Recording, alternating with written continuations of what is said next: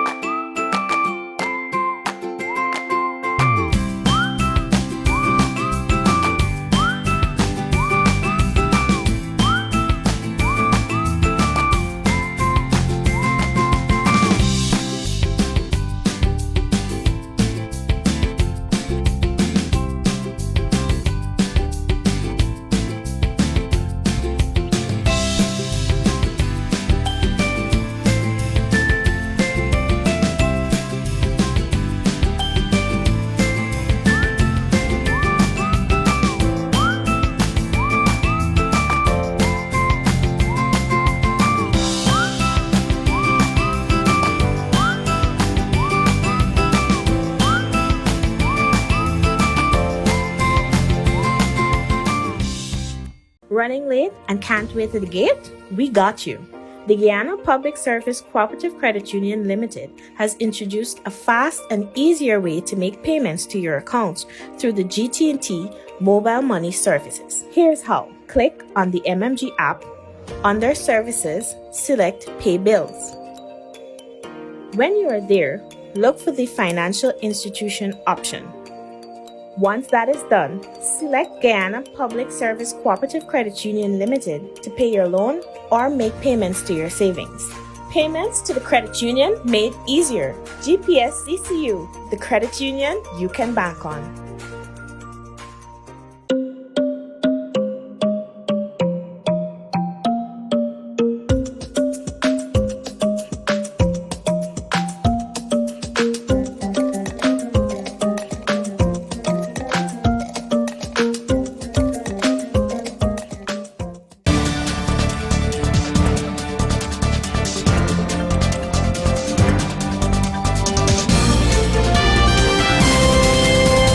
Teachers at Queen's College staged a sit-in over an alleged verbal abuse by a senior member of the judiciary.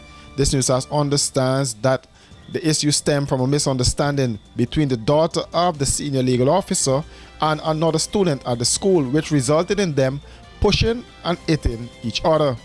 The second student is the child of a senior officer within the Ministry of Education. This news house understands that the matter was brought to the attention of the headmistress, who resolved the matter. Both children were asked to apologize, which was done. However, the situation moved to another level when the senior member of the legal fraternity reportedly called the head teacher, expressing his displeasure with how the matter was handled. He then made a report to the police about an assault on his child. The teachers reported the matter to their union, the Guyana Teachers Union, the school board, and the Ministry of Education. General Secretary of the union, Coretta MacDonald, said the situation is not nice, and if not dealt with as soon as possible, it can get out of hand.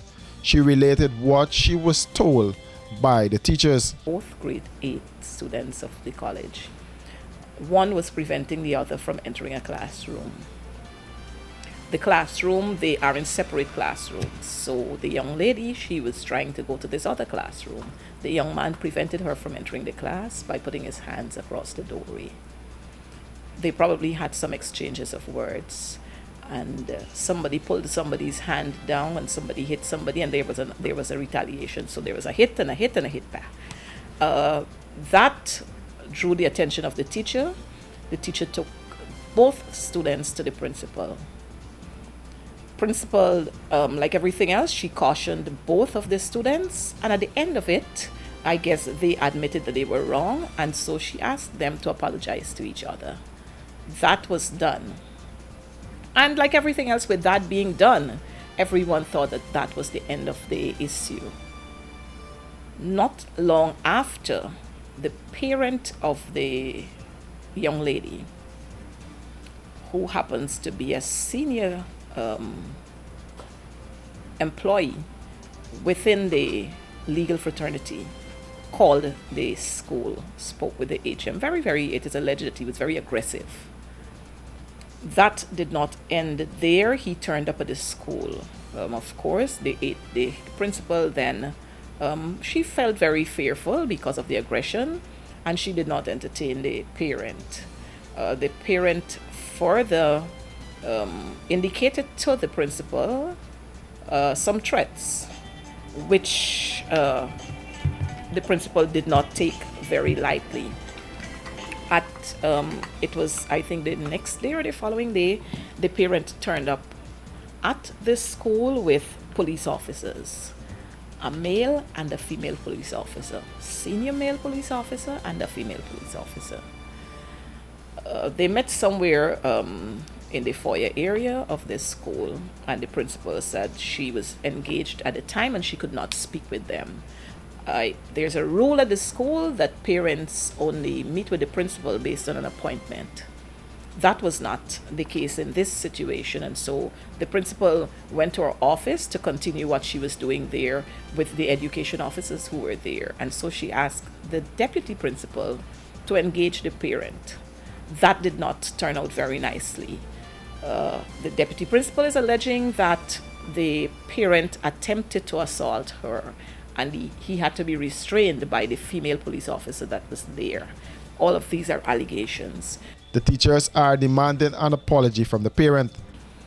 The GTU at this point is saying that we have zero tolerance for parents who would want to go into school and behave in that kind of manner.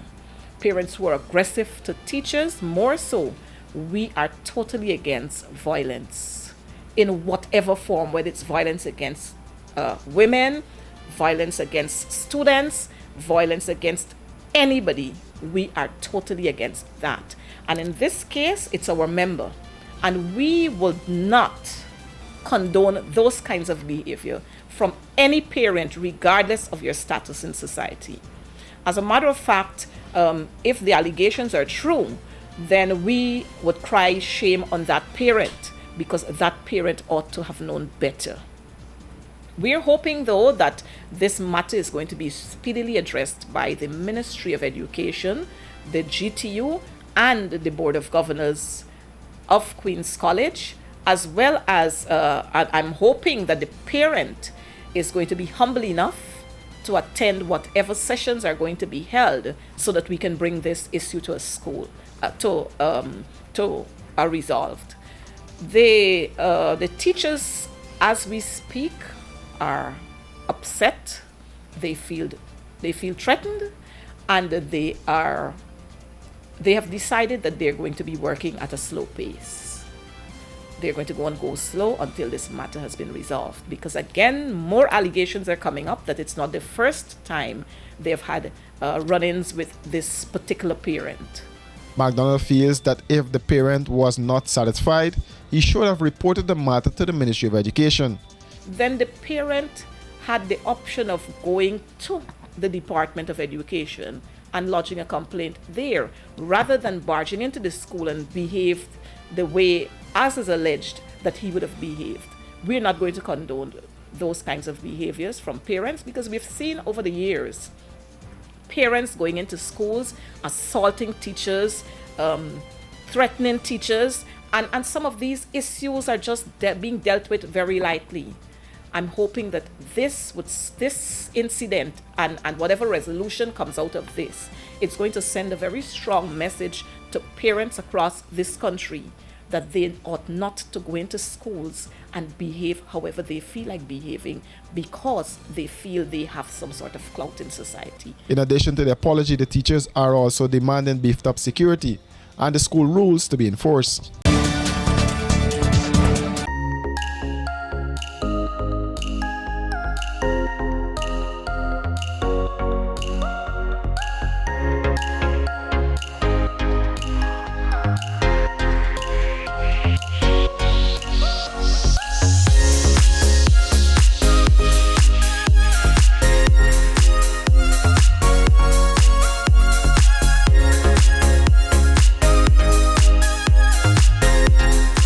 ProMedia Professional Live Streaming Service. Experience the difference when it's live.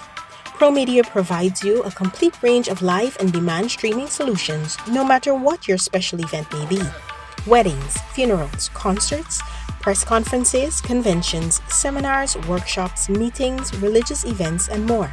For more information, call 669-5376 or 609-5264. Experience the difference when it's live. It's here! Igloo Ice Cream Fruit Bars. 4 mouth-watering flavors. Mango, pineapple, strawberry, and soursop. A beautiful combination of real fruit and igloo ice cream. Go old school with Fluty Popsicle. Classic flavors and refreshing goodness.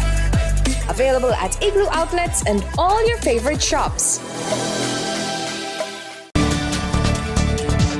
The International Court of Justice will begin hearing oral arguments in the arbitral award of 1899 between Guyana and Venezuela tomorrow in Hague, according to a statement issued by the Ministry of Foreign Affairs. The hearing, the ministry said, will focus on the preliminary objections raised by Venezuela in response to Guyana's submission of its memorial on the merits of the case. Guyana moved to the court in March of 2018 with the hope of seeking a final settlement to the controversy. The court ruled that it had jurisdiction to hear the case, rejecting Venezuela's objections. Venezuela then filed preliminary objections to the admissibility of Guyana's application to the court to determine the validity of the 1899 arbitral award in June. In accordance with its rules, the court suspended the proceedings on the merits until the determination by the court. The public hearing will run from tomorrow until November 22nd. For these and other stories, do visit us at our website www.rdproductiongy.com.